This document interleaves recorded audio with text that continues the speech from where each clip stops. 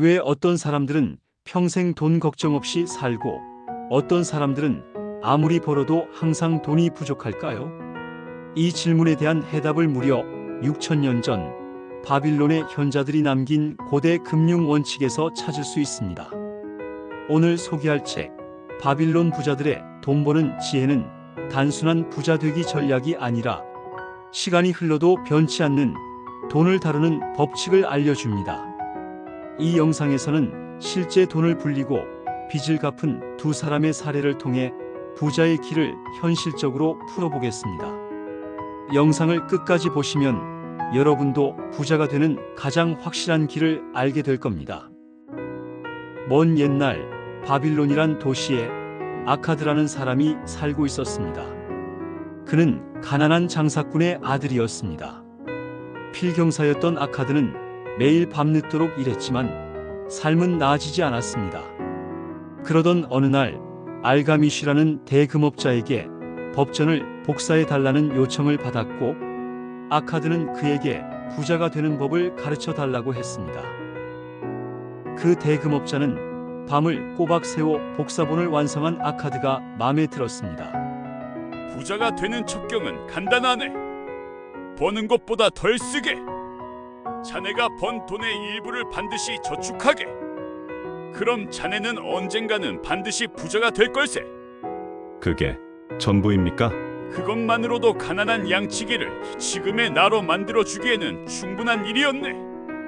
자네가 저축한 돈은 더 많은 수확을 위해 밭에 뿌린 씨앗 같은 것이야. 수입의 10분의 1을 꾸준히 저축하게. 돈이 돈을 버는 법일세. 자네가 꿈꾸는 풍요는 작은 것에서 시작된다는 진리를 잊지 말게. 아카드는 대금업자의 말대로 봉급을 받을 때마다 10분의 1을 떼어서 어딘가에 감추었습니다. 그리고 1년이 지난 후 대금업자는 아카드를 찾아와 물었습니다. 젊은이, 내가 말한 대로 지난 1년 동안 자네가 번 돈에서 10분의 1을 착실히 저축했나? 그럼요. 선생님 말씀대로 했습니다. 잘했군. 그래, 그 돈은 어떻게 했나? 벽돌 상인에게 주었습니다. 페니키아로 여행을 떠난다고 하길래 희귀한 보석을 사오라고 그에게 전부 맡겼습니다. 그러자 알가미쉬는 화를 버럭 내면서 나무랐습니다. 바보 같은 짓을 했군. 벽돌 상인이 보석에 대해 무엇을 알겠나? 자네는 1년 동안 모은 돈을 모두 허공에 날린 것이나 다름이 없네. 재산이란 나무를 뿌리째 뽑아버린 거라고.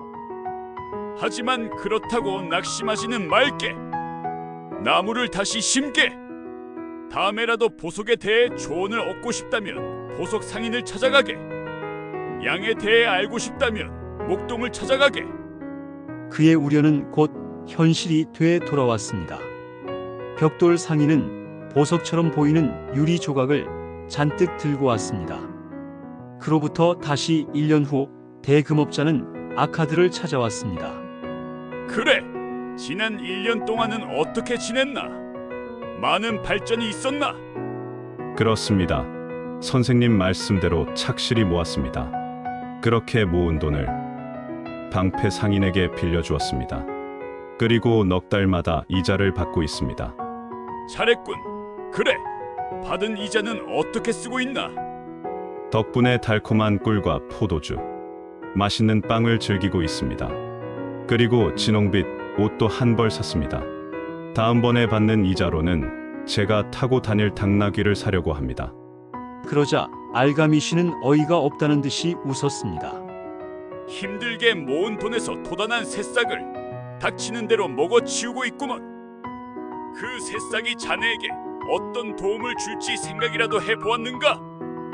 돈으로 돈을 벌게. 그리고 2년 후 몰라보게 주름살이 늘어난 대금업자가 아카드를 찾아와 물었습니다.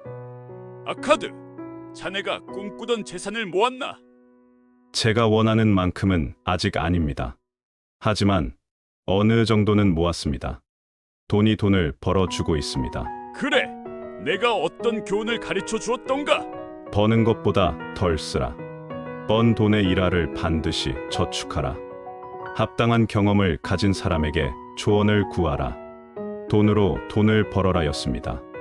이 대답에 만족한 대금업자는 자신의 재산 일부를 맡기고 관리를 부탁하였습니다. 아카드는 부자가 되겠다는 꿈이 있었고 재산을 관리하는 법칙을 완전히 터득하고 있었기 때문에 그 재산을 더 크게 불려줄 수 있었고 아카드도 덩달아 부자가 될 수 있었습니다. 다음은 많은 빚을 지고 도망쳤다 돌아와 빚을 갚고 부를 이룬 낙타 상인의 이야기입니다. 6000년 전 바빌론에는 다바시르라는 청년이 살았습니다. 그는 안장을 만들어 팔던 아버지에게 어렸을 때부터 장사하는 방법을 배웠고 아버지 가게에서 일하면서 아름다운 아내까지 맞았습니다. 별다른 기술이 없었던 까닭에 돈벌이가 시원찮았지만 절약하면서 그런대로 살 수 있었습니다. 하지만 그간 쌓은 신용으로 돈을 쉽게 빌릴 수 있다는 사실을 알게 된 그는 화려한 옷을 입고 아내에게 많은 장신구를 사주는 등 버는 것보다 더 많은 돈을 썼습니다. 결국은 많은 빚을 지고 노예로 팔리게 되었습니다. 머리가 깎이고 국부만을 겨우 가린 옷을 입어야 했습니다. 그곳에서 낙타를 다루는 일을 맡게 된 다바시르는 족장의 첫째 부인 시라를 태우고 그녀의 친정까지 먼 길을 떠났습니다. 여행하는 중에 많은 이야기를 나누게 되었고 시라는 다바시르에게 내 빚이 바로 내 적이다라는 교훈을 주었습니다. 그리고 며칠 후 다바시르를 불렀습니다. 내 어머니께서 편찮으시다는 소식을 들었다. 가장 좋은 낙타로 둘을 준비하도록 하거라. 긴 여행을 해야 하니까 물을 충분히 준비해야 할 게다. 하루를 꼬박 걸어 밤이 되어서야 친정에 도착한 시라는 다바시르에게 물었습니다. 다바시르, 내 영혼은 자유인이냐? 노예냐? 물론 자유인입니다. 그렇다면 지금이 그것을 증명해 볼 기회다. 이 낙타를 데리고 당장 떠나거라. 다바시르는 시라에게 감사의 인사를 한 후 사막을 건넜습니다. 여러 차례 고비가 있었지만 일을 해서 돈을 갚고 아내를 찾아 용서를 빌고 부모에게 부끄럽지 않은 아들이 되어야겠다는 다짐을 생각해냈습니다. 그리고 마침내 바빌론에 도착했습니다. 다바시르는 돈을 빌려주었던 사람들을 하나씩 찾아다니며 용서를 구했습니다. 달라진 다바시르의 모습에 도와주겠다고 약속하는 사람도 있었습니다. 특히 대금업자인 마토는 그를 낙타 상인에게 소개해 주었고 그곳에서 일하면서 조금씩 돈을 갚았습니다. 다바시르는 친구 마톤의 조언에 따라 3가지 계획을 세워 토판에 기록했습니다. 첫째, 풍요롭고 행복하게 살겠다는 목표. 이 목표를 달성하기 위해 수입의 1하를 무조건 저축한다. 둘째, 아내에게 아름다운 옷을 입히고 넉넉한 생활비를 주겠다는 목표. 수입의 7할로 먹을 것과 입을 옷을 사고 그 밖에 자질구레한 비용들을 충당한다. 수입의 7할을 넘는 지출을 해서는 안 된다.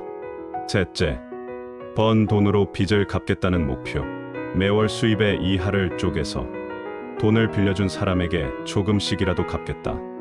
내가 빚을 진 사람들과 그 액수를 적어두고 잊지 않으려 한다. 다바시르가 진 빚을 모두 합치면 은화 119개와 동전 141개였습니다. 한 달 동안 열심히 낙타를 사고 팔면서 은화 19개를 벌었습니다. 1할은 저축하고 7할은 아내에게 생활비로 주었고 남은 2할은 채권자들에게 공평하게 나누어 주었습니다. 한 달을 노력한 대가로 은화 4개만큼을 갚을 수 있었습니다. 두 번째 달에는 낙타 거래가 원활하지 못해 은화 11개를 벌었습니다. 그래도 계획대로 1할은 따로 떼어 저축하고 7할은 생활비를 하고 나머지는 돈을 갚았습니다. 세 번째 달에는 운이 좋았습니다. 건강한 낙타를 만날 수 있어서 은화 42개를 벌었습니다.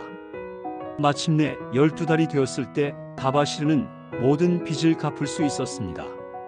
친구 아마르는 그동안 쌀쌀하게 대했던 것에 용서를 구하고는 가장 소중한 친구의 하나로 돌아왔습니다. 그렇게 다시 신뢰를 찾았습니다. 지금까지 두 이야기를 통해 돈을 불리고 빚을 갚는 원칙에 대해 알아보았습니다. 버는 돈의 10%는 무조건 저축하라. 투자할 때는 반드시 전문가의 조언을 들어라. 돈이 스스로 일하게 하라. 빚은 가장 큰 적이다. 반드시 갚아라. 수입을 철저히 배분해서 관리하라. 10%는 무조건 저축하고 70%로 생활하고 20%로 빚을 갚아라. 이렇게 정리해 볼 수 있겠는데요. 여러분도 꼭 실천해 보면 좋겠습니다. 부자가 된 아카드가 그의 아들에게 물려준 황금의 5가지 법칙을 알려드리고 영상 마치겠습니다. 황금의 5가지 법칙. 1. 수입의 1할 이상을 꾸준히 저축하는 사람에게 황금은 기어이 찾아올 것이며 곧 그와 가족의 행복한 미래까지 보장해주는 커다란 재산으로 커갈 것이다. 2. 황금을 안전한 곳에 투자할 때 황금은 꾸준히 늘어나고 나중에는 들판의 양떼처럼 급속히 늘어날 것이다. 3. 지혜와 경험을 갖춘 사람의 조언을 받아 황금을 투자하는 신중한 사람만이 황금을 지킬 수 있을 것이다. 4. 본인이 잘 알지 못하는 분야나 경험이 있는 사람이 추천하지 않는 분야에 투자하는 사람은 황금을 지킬 수 없을 것이다. 5. 일확천금을 꿈꾸거나 사기꾼의 달콤한 감원 이설을 쫓고 있거나 자신의 미숙함을 깨닫지 못한 채 덧없는 욕망에 사로잡힌 사람은 결코 황금을 손에 쥘 수 없을 것이다. 여러분도 돈의 흐름을 이해하고 지배하여 모두 경제적 자유를 이루었으면 좋겠습니다. 이 영상이 도움이 되셨다면 구독과 좋아요 부탁드립니다.